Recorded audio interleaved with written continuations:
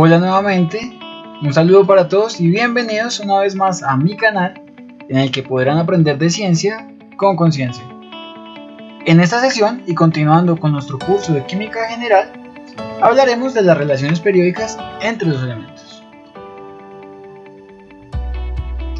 La temática va a estar dividida en tres tópicos. En primer lugar, el desarrollo de la tabla periódica.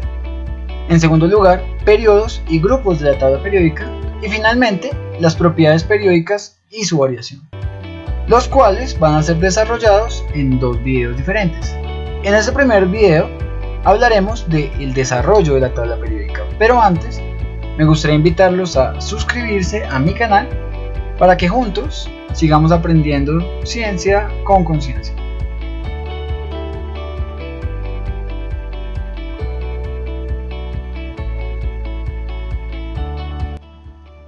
Para responder a la pregunta, debemos hacer un breve recuento histórico de los aportes de algunos de los personajes que contribuyeron de forma importante en el desarrollo de la tabla periódica. En primer lugar, hablaremos de Johann Dobereiner, quien en 1829 planteó lo que hoy se conoce como las tríadas de Dobereiner. Luego, hablaremos de las octavas de Newlands, planteadas en 1864 por Alexander Newlands. Julius Meyer publicó sus resultados en 1870 acerca de los volúmenes atómicos, por medio de los cuales organizó a los elementos de una manera muy satisfactoria. Sin embargo, un año antes, en 1869, Dmitri Mendeleev había publicado sus resultados acerca de una organización de los elementos basada en las propiedades químicas de los mismos. Es por esto, unido al hecho de que los estudios de Mendeleev fueron publicados un poco antes, que en la actualidad se le considera el padre de la tabla periódica. Sin embargo, es importante resaltar que tanto Mendeleev como Meyer, y de forma totalmente independiente, llegaron a una misma conclusión, que fue primordial para el desarrollo de la tabla periódica, y fue el considerar que los distintos periodos dentro de la tabla tenían diferentes longitudes.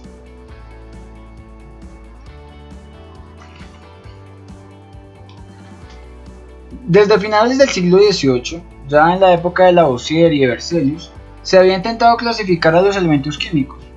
Se habían clasificado, por ejemplo, a el hierro, la plata y el cobre dentro del grupo de los metales. Se ha clasificado también al fósforo, al oxígeno y el azufre dentro del grupo de los no metales, y algunos elementos como el arsénico y el germanio, que tenían propiedades intermedias, se les había incluido en el grupo de los semimetales. Sin embargo, esta clasificación era demasiado general, ya que existían considerables diferencias entre las propiedades físicas y químicas de los elementos que constituían el mismo grupo. El primero en intentar dar de forma acertada una clasificación a los elementos existentes fue el químico alemán Johann Dobereiner, quien en 1829 observó que el bromo, un elemento que había sido descubierto tan solo 3 años antes por el químico francés Antoine Ballard, poseía propiedades físicas y químicas intermedias entre el cloro y el yodo. Además, demostró que el peso atómico del bromo era aproximadamente el promedio aritmético entre los pesos del cloro y el bromo. Como podemos observar, el promedio aritmético corresponde al valor en rojo. Y si nos damos cuenta, es un valor bastante próximo al valor real del peso atómico del bromo. Observó además que existían otros conjuntos de 3 elementos, como por ejemplo el calcio, el estroncio y el bario, o el litio, el sodio y el potasio, que manifestaban esta misma variación entre sus propiedades físicas y químicas. A este conjunto de 3 elementos, Dobereiner lo llamó tríadas. Sin embargo, el hecho de que 5 sextas partes de los elementos conocidos no encajaran en este ordenamiento hizo que la sociedad científica lo considerase como una mera casualidad.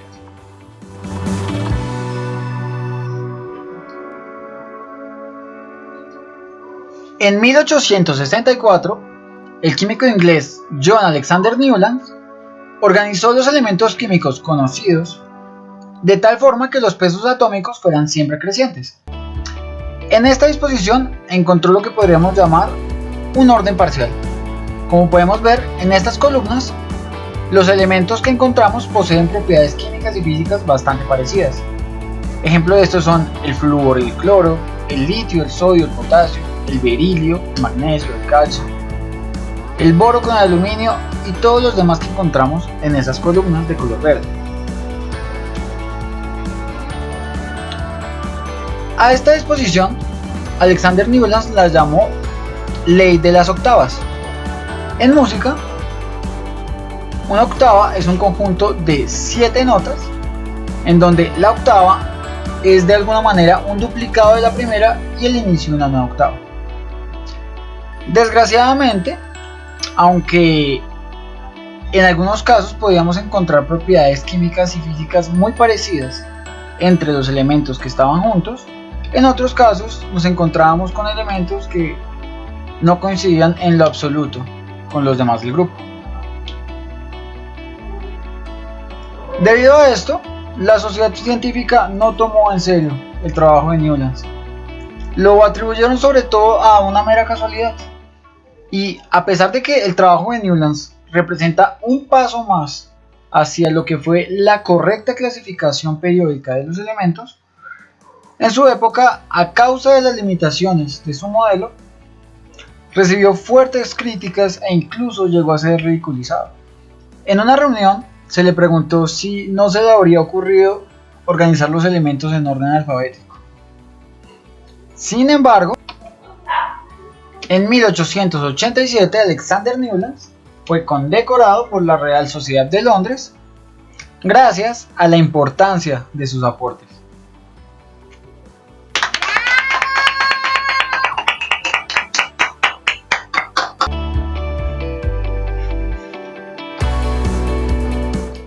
En 1869, Dmitri Mendeleev, un químico de nacionalidad rusa, quien había estado estudiando una organización de los elementos conocidos basada en los pesos atómicos de los mismos, dio a conocer sus resultados, pero a diferencia de como lo hizo Meyer un año después, él no presentó un gráfico, sino que presentó una tabla, la cual era mucho más fácil de leer. De esta manera organizó los elementos por filas y columnas. Además de los pesos atómicos, Mendeleev atacó la cuestión a partir de las valencias de los elementos conocidos. De esta manera pudo observar que había un cambio gradual en las valencias de estos elementos. Por ejemplo, el hidrógeno tiene valencia 1, el litio tiene valencia 1, el berilio tiene valencia 2, boro 3, carbono 4, nitrógeno 3, oxígeno 2, flúor 1, sodio 1, magnesio 2, aluminio 3, silicio 4, fósforo 3, azufre 2, cloro 1 y así sucesivamente. En la medida que las valencias subían y bajaban, Mendeleev estableció periodos, estando el periodo 1 constituido únicamente por el hidrógeno, el periodo 2 y 3 constituidos por 7 elementos como en las octavas de Newlands, pero a diferencia de Newlands, Mendeleev no se empeñó en hacer coincidir los elementos en periodos de solo 7 unidades, sino que consideró la posibilidad de que existiera una variación en la longitud de los periodos. No solo eso, además, en algunas ocasiones se vio obligado a omitir algunas incongruencias que habían en la organización basada en pesos atómicos para poder hacer coincidir los elementos de acuerdo a su valencia. Por ejemplo, el telurio, que tiene un peso atómico 127,6 unidades de masa atómica, 1, se vio obligado a colocarlo antes que el yodo, el cual tenía un peso ligeramente menor. ¿Por qué? Para que cada uno de ellos coincidiera con la valencia que le correspondía a su grupo. Por ejemplo, el telurio con valencia 2 y el yodo con valencia 1. De esta manera, la ley periódica planteada por Mendeleev establece que las propiedades de los elementos químicos no son arbitrarias, sino que varían con el peso atómico de una manera periódica.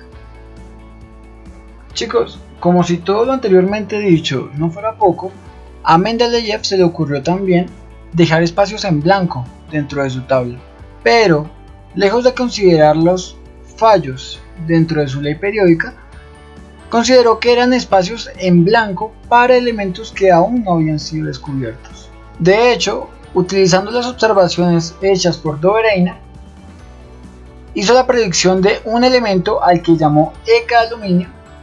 Eka viene del sánscrito, que significa primero, y de esta manera el Eka aluminio sería el primer elemento después del aluminio. Años después, cuando el galio fue descubierto, se dieron cuenta que correspondía con el Eka aluminio, ya que sus propiedades, como podemos observar, son bastante similares.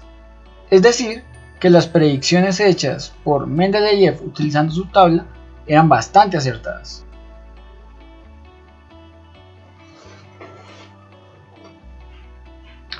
En cuanto a la tabla periódica moderna, tengamos en cuenta que a partir de 1913, cuando ya se tenía conocimiento de los protones, Henry Moseley sugirió que los elementos fueran organizados de acuerdo a sus números atómicos de forma creciente. Esto resolvía las incongruencias relacionadas con la organización basada en los pesos atómicos, con lo cual la ley periódica quedó enunciada como: las propiedades físicas y químicas de los elementos son función periódica de sus números atómicos. De esta manera, la tabla periódica moderna está organizada en 7 periodos, que son los que encontramos como filas de forma horizontal, y 18 grupos en forma vertical. Además, se debe tener en cuenta que esta distribución de los elementos en la tabla periódica depende de una forma muy importante de la distribución electrónica de los mismos. De esta manera, en el grupo 1 vamos a encontrar a todos los elementos que poseen un electrón de valencia en una subcapa S. En el grupo 2 vamos a encontrar elementos con 2 electrones de valencia en una subcapa S. De igual manera, en el grupo 13, también conocido como grupo 3A, y esto se debe a que tanto los del grupo 1 y 2 como los del grupo 13 al 18 en adelante son los que conocemos como los elementos representativos. Vamos a observar que en el grupo 3A vamos a encontrar elementos con un electrón de valencia en una subcapa P. En el grupo 14 o 4A vamos a encontrar elementos con 2 electrones de valencia en una subcapa P, y así sucesivamente. Y como les mencionaba hace un momento, estos dos grupos es lo que se conoce como los elementos representativos de la tabla periódica. Bueno, esto ha sido todo con respecto al tema del desarrollo de la tabla periódica. De antemano, agradecerles a todos ustedes por acompañarme en la continuación de este curso de Química General e invitarlos a ver la parte 2 de este video, en donde hablaremos con detalle de los periodos y grupos, así como de la variación de las propiedades periódicas. Ya saben que si les gustó el video, su pulgarcito arriba me será de mucha utilidad. Además, los invito a que, si les gusta el material que les comparto, se suscriban a mi canal para que sigan aprendiendo de ciencia con conciencia.